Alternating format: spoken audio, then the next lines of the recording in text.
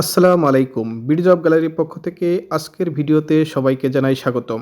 আজকের ভিডিওতে আলোচনা করব জাতীয় নিরাপত্তা গোয়েন্দা অধিদপ্তর এনএসআই এর সিলেবাস বিশ্লেষণ ও 2023 সালে ফিল্ড অফিসার পদের পরীক্ষায় আসা বাংলা অংশের এমসিকিউ প্রশ্নের সমাধান। চাকরি পরীক্ষার্থীদের জন্য বিডি জব গ্যালারির সকল আয়োজন।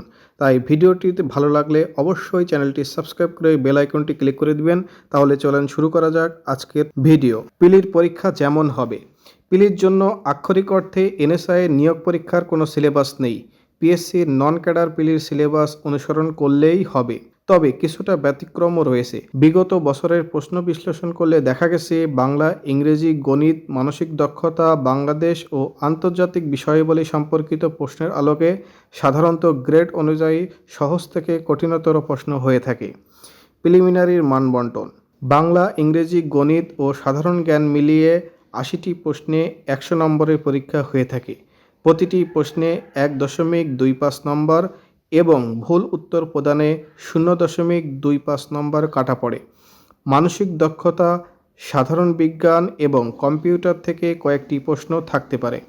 সহকারী পরিচালক, ফিল্ড অফিসার এবং অন্যান্য পদের জন্য প্রশ্নের ধরন ভিন্ন হয় এবং প্রতিটি বিষয়ে নম্বরের পরিমাণ একটু কম বেশি হতে পারে।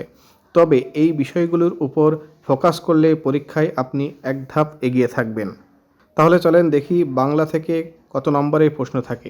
বাংলা সাহিত্য, বাংলা ব্যাকরণ প্রিলিমিনারি পরীক্ষায় এমসিকিউ 15 থেকে 20টি প্রশ্ন থাকে, যার মধ্যে ব্যাকরণ অংশে সবচেয়ে বেশি নম্বর তোলা যায়। ভাষা ও বাংলা ভাষা, বাংলা সাহিত্যে প্রথম, বিখ্যাতদের ছদ্মনাম, বাংলা সাহিত্যের মহাকাব্য ও রচয়িতা, বিখ্যাত কবি লেখকদের উপাধি, বিখ্যাত কিছু গ্রন্থ, বাংলা সাহিত্যের ইতিহাস, বর্ণপ্রকরণ, ধ্বনিতত্ত্ব, সমাস, শব্দগঠন ও প্রকরণ, পুরুষ, অনুসর্গ, উপসর্গ, ক্রিয়ার কাল, পদ, ধাতু, বিরামচিহ্ন, বচন ভালোভাবে পড়তে হবে। সমর্থক ও প্রতিশব্দ, প্রবাদ প্রবচন, বাগধারা, এক কথায় প্রকাশ, পারিভাষিক শব্দ, বিপরীত শব্দ প্রভৃতি সম্পর্কে জ্ঞান রাখতে হবে। বাংলার জন্য নবম দশম শ্রেণী বাংলা গ্রামার বিসিএস সিরিজের যে কোনো বাংলা বই দেখতে পারেন। ইংরেজি, এই অংশে 15 থেকে 20টি প্রশ্ন আসে।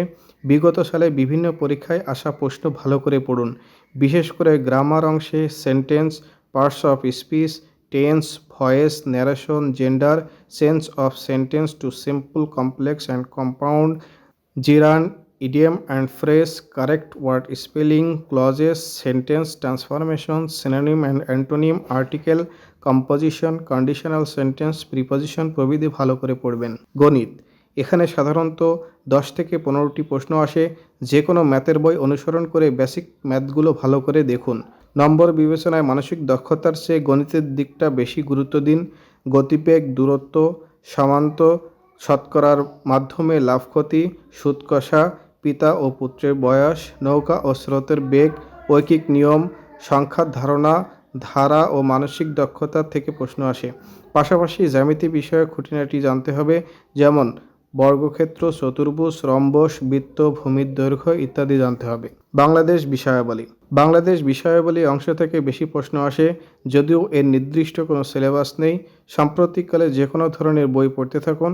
গুরুত্বপূর্ণ টপিক: জনসংখ্যা বিষয়ক তথা ক্ষুদ্র জাতিগোষ্ঠী, উৎসব, আইন, শাসন ও বিচার বিভাগ, জাতীয় ও স্থানীয় পর্যায়ের প্রশাসনিক কাঠামো, মুজিবনগর সরকার, বাংলাদেশের ইতিহাস, বাংলাদেশের ভৌগোলিক অবস্থান, সরকার ব্যবস্থা, সেক্টর, বীরশ্রেষ্ঠ, রাষ্ট্রীয় পুরস্কার, লোকসঙ্গীত, সামরিক আইন, সদর দপ্তর, জাদুঘর, স্থলবন্দর, ইকো পার্ক, গুরুত্বপূর্ণ স্থাপনা প্রতিষ্ঠান ইত্যাদি।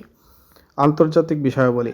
এই অংশের জন্য গুরুত্বপূর্ণ দিবস, সম্মেলন, সদর দপ্তর, বিভিন্ন পরিষদের সদস্য সংখ্যা, নোবেল পুরস্কার, বিশেষ অঞ্চল ও জোট যুদ্ধ, জাতিসংঘ এর অঙ্গ সংগঠন, চুক্তি, খেলাধুলা, বিশ্বকাপ ফুটবলের সর্বোচ্চ গোলদাতা, গোয়েন্দা সংস্থা, সংগঠন, বিভিন্ন ধরনের সমসাময়িক উল্লেখযোগ্য ঘটনার সঙ্গে সংশ্লিষ্ট ব্যক্তি ও ওই দেশের রাষ্ট্রপ্রধানের নাম, অনুষ্ঠিত ও অনুষ্ঠিতব্য গ্লোবাল সামিট ইত্যাদি দেখে যাওয়া ভালো। সাধারণ বিজ্ঞান ও আইসিটি।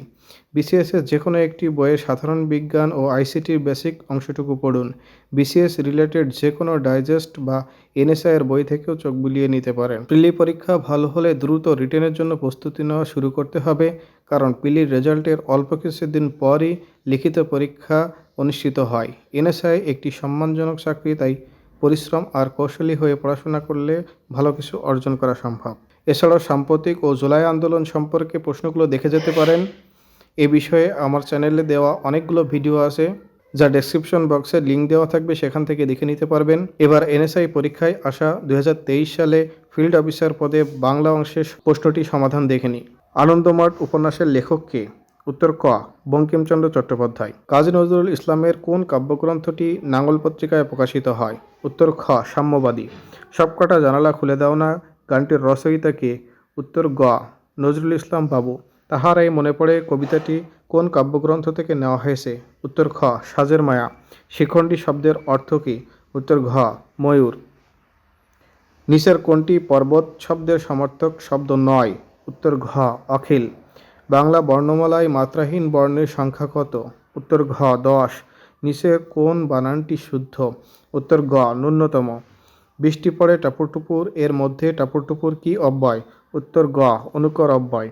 হে সিন্ধু বন্ধু মোর মজিনু তব রূপে, এটি কোন ধরনের বাক্য? উত্তর ঘ, বিষয়সূচক বাক্য।